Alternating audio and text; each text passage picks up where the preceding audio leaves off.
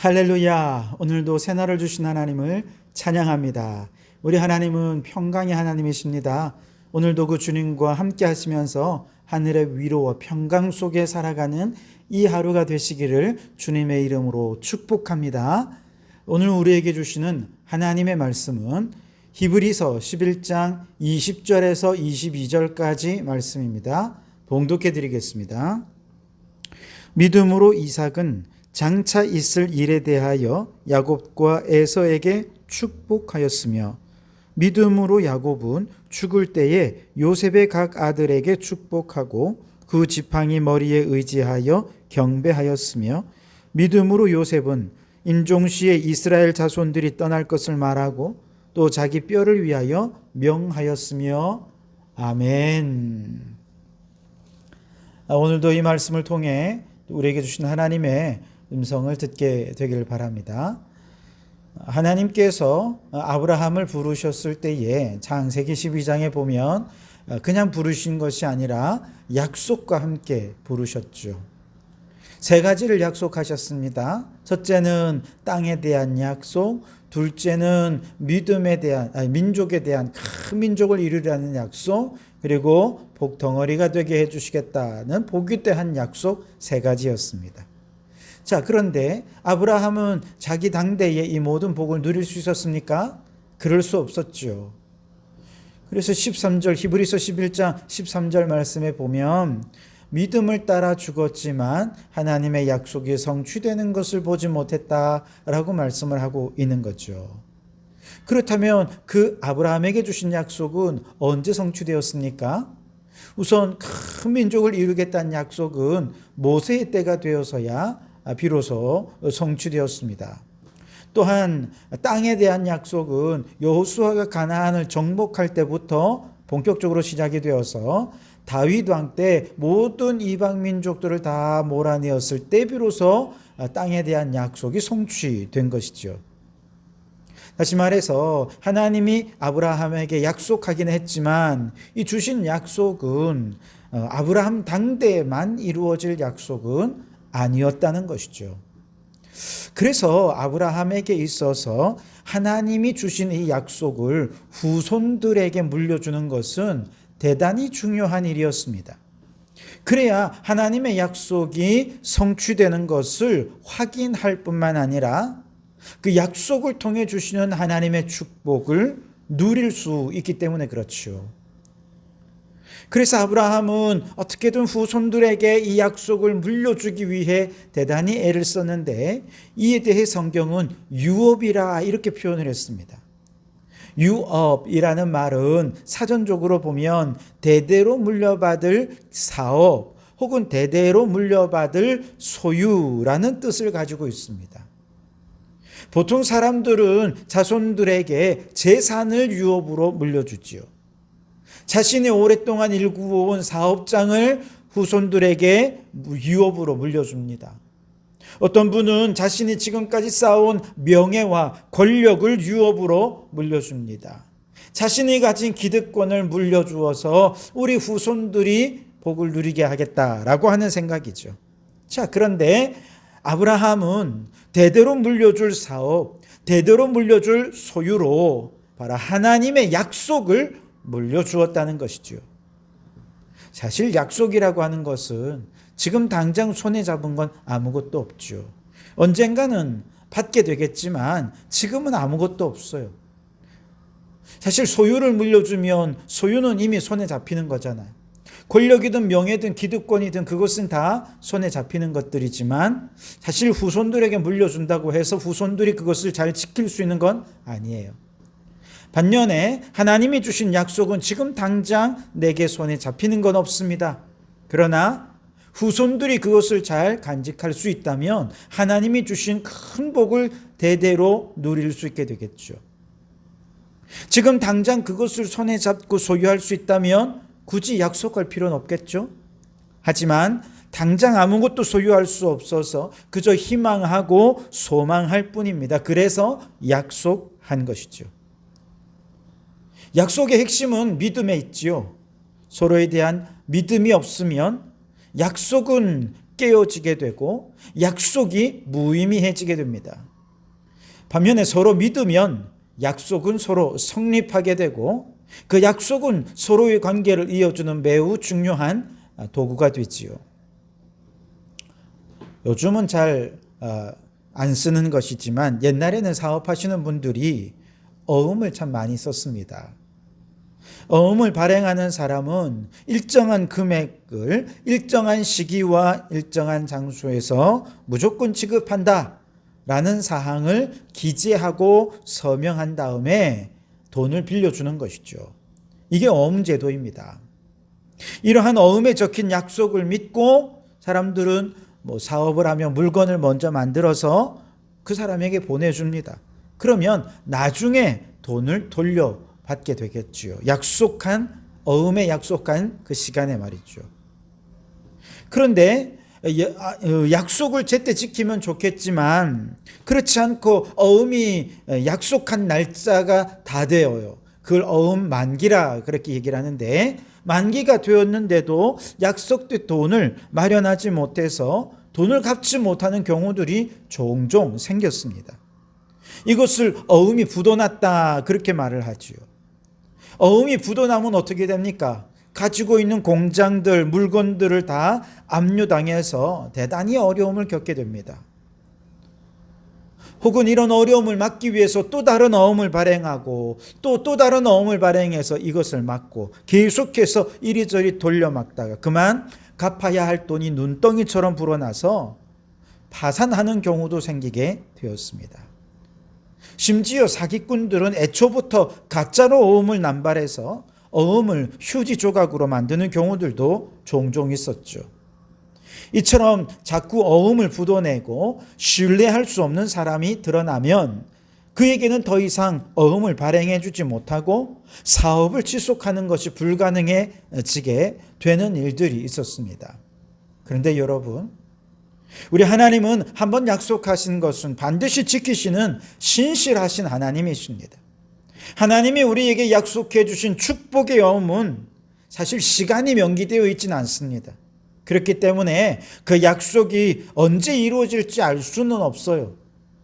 그러나 분명한 것은 우리 하나님은 한번 약속하신 것은 반드시 지키는 하나님이시고 하나님이 정하신 때는 나에게나 하나님에게 있어서 모두에게 가장 좋은 때이기 때문에 하나님의 때가 되면 하나님의 약속은 가장 선한 방법으로 성취될 것을 믿는 것이죠. 우리는 모두가 아브라함이 받은 약속과 동일한 약속을 받은 사람들입니다. 우리도 아브라함처럼 땅의 약속을 받았습니다. 왜냐하면 우리도 하나님의 자녀가 되면서 하늘의 상속자가 되었습니다. 그래서 하나님께서는 반드시 하나님의 때에 새 하늘과 새 땅을 우리에게 주시겠다고 약속해 주셨습니다. 또한 우리는 아브라함처럼 민족의 약속도 받았습니다. 수많은 영적 후손을 주시어서 하나님 나라 백성들과 함께 하늘 보좌 앞에서 찬양하고 하나님을 예배하는 이 놀랍고 영광스러운 장면을 사도 요한이 환상 속에서 보고 와서 요한계시록에다 기록해 두지 않았습니까? 이것은 분명한 하나님의 계시요 약속인 것입니다. 뿐만 아니라 우리는 복덩어리가 되어서 예수님의 복음을 흘려보내는 것이 우리의 사명이라고 말씀하셨습니다. 그런데 그 약속은 언제까지 이루겠다는 기한이 따로 적혀 있지가 않아요. 하나님의 때가 되면 이루신다 하는 것만 우리는 알 수 있습니다. 그렇기 때문에 우리에게 중요한 것은 아브라함처럼 우리의 후손들, 우리의 자녀들에게 하나님의 약속을 유업으로 물려주는 것이죠. 그래야 우리의 후손들이 하나님의 약속을 받아서 하나님께서 약속하신 축복을 누릴 수 있게 되지 않겠습니까? 아브라함은 자신이 받은 하나님의 약속을 후손들에게 유업으로 물려주었습니다. 어떻게 물려주었느냐? 크게 두 가지 방법으로 물려주었는데요. 우선 첫째는 예배였습니다. 앞서 9절에서 우리가 살폈던 것처럼 아브라함은 이삭과 야곱에게 약속을 유업으로 물려주기 위해 장막에 머물면서 예배를 드렸습니다.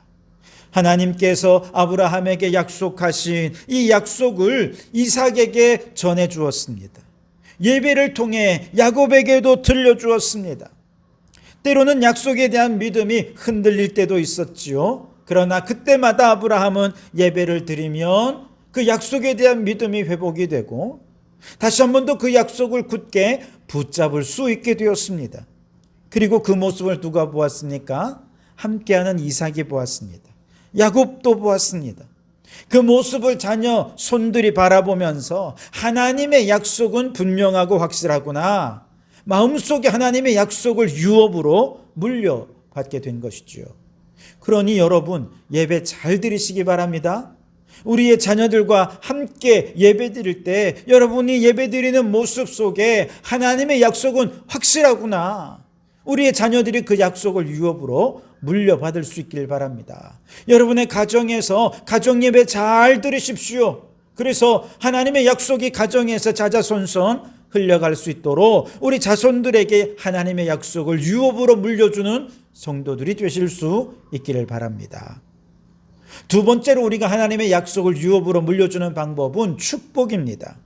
20절에 보시면 이삭은 야곱과 에서에게 축복하면서 약속을 유업으로 물려주었습니다. 21절에는 야곱은 요셉의 두 아들 므낫세와 에브라임에게 축복하면서 약속을 유업으로 물려주었습니다. 이 두 장면은 사실 이제 이삭이나 야곱이 임종 직전에 마지막으로 장자의 머리에 손을 얹어 축복하는 장면을 통해서 이 약속을 유업으로 물려주는 그런 장면입니다만, 그러나 굳이 장자에게 물려주는 축복기도만을 의미하는 것이 아니라 그 의미를 조금 더 확대해 볼 수 있습니다. 예를 들면 하나님께서는 아브라함을 그 이름을 아브라함으로 바꿔주셨죠. 사레를 사라로 바꾸어 주셨습니다. 그리고 바뀌어진 이름을 부를 때마다 사실은 아브라함을 모든 열방의 아버지라고 하는 축복을 선포하는 것이었습니다. 사라라고 부를 때 열국의 어머니, 모든 민족의 어머니라고 축복을 선포하는 것이었죠. 그리고 그렇게 축복을 선포할 때마다 약속을 유업으로 물려주는 것과 같았습니다. 아브라함은 이삭이라고 그 이름을 부를 때, 이삭이 야곱과 에서를 부를 때 후손들을 향해 끊임없이 너는 복덩어리야, 하나님이 너를 축복해서 하나님의 약속은 너에게 반드시 성취될 거야 라고 말하고 축복해 줄 때 하나님의 약속이 유업으로 후손들에게 전수될 수 있었던 것입니다. 무엇보다 오늘 우리에게는 우리 집안의 혈통의 후손들뿐만 아니라 우리 교회 안에서 함께 뛰어노는 우리의 영적 자녀들이 모두 영적인 후손들이 아니겠습니까? 그러니 주일마다 교회에 오셔서 우리의 자녀들을 축복해 주십시오. 아이들이 뛰어놀 때 너 뛰지 마, 조용히 해, 그렇게 말씀하시지 마시고 그 전에 야야 이리 와 꼭 안아주시면서 너는 복덩어리다, 하나님이 너에게 복 주실 거야, 끊임없이 축복해 주십시오. 그러면 그 축복하는 순간 하나님의 약속이 유업으로 우리의 자녀들에게 물려지게 되는 것이죠. 자, 그렇다면 우리가 이 축복을 언제까지 해야 됩니까? 자녀들에게 유업을 물려주는 것, 약속을 유업으로 물려주는 것을 언제까지 해야 합니까? 21절에 보면 야곱을 죽을 때까지 자손들을 축복했대요. 22절에 요셉도 죽기 직전까지 하나님의 약속된 땅은 애굽이 아니라 가나안 땅이라, 그러니 애굽을 떠나라고 이야기했습니다. 약속을 상기시켜 준 거죠. 또 자신이 죽으면 뼈를 애굽에 묻지 말고 가나안 땅에 묻어달라고 유언으로 남기면서 하나님이 약속하신 땅에 대한 약속을 후손들에게 물려주었던 것이죠. 그렇습니다. 약속을 유업으로 물려주는 것은 죽을 때까지, 임종시까지 우리가 말할 수 있을 때, 힘이 남아있을 때까지 온 힘을 다해 감당해야 할 믿음의 사람들의 사명인 줄 믿습니다. 그래서 여러분, 마지막 임종시에 반드시 임종의 예배를 드리십시오. 그 예배를 통해 축복이 흘러갈 것입니다. 그리고 그 예배를 드리면서 우리의 자녀들에게 안녕 나갈게. 그냥 이렇게 인사하지 마시고 천국에서 또 만나 축복의 인사를 나누며 하나님이 약속하신 땅, 새하늘과 새 땅에 대한 꿈과 소망으로 헤어질 수 있길 바랍니다. 그렇게 우리는 마지막 임종식까지 우리에게 주어진 사명을 잘 감당할 수 있어야 할 것입니다. 여러분, 죽는 순간까지도 예배를 통해 축복을 통해 하나님의 약속을 유업으로 우리의 후손들 자자손손 물려주는 사명자가 되시기 바랍니다. 이 사명 잘 감당해서 여러분 가문에서 자자손손 대대로 복을 누리고 하나님의 약속이 성취되는 축복이 온 가문에게 주어지는 믿음의 명문 가문을 이룰 수 있게 되시기를 주님의 이름으로 축원합니다. 기도하겠습니다. 하나님 아버지 감사합니다. 하나님께서 우리를 하나님의 자녀로 부르셨을 때 약속과 함께 부르셨습니다. 아브라함에게 주신 약속이 오늘 우리에게 주신 약속인 줄 믿습니다. 새하늘과 새 땅에 대한 약속, 하나님의 백성 영적 이스라엘에 대한 약속, 복덩어리가 되게 해주시겠다는 이 모든 약속이 오늘 우리에게도 주어져 있는 줄 믿습니다. 그리고 그 약속은 우리의 후손들에게 유업으로 물려져야 할 줄 믿습니다. 예배를 통해 축복을 통해 하나님의 약속을 유업으로 물려주어서 자자손손 믿음의 대를 이루게 도와주시고 하나님의 축복을 받아 누리는 믿음의 명문 가문이 되게 도와주시옵소서. 예수님 이름으로 기도하옵나이다. 아멘.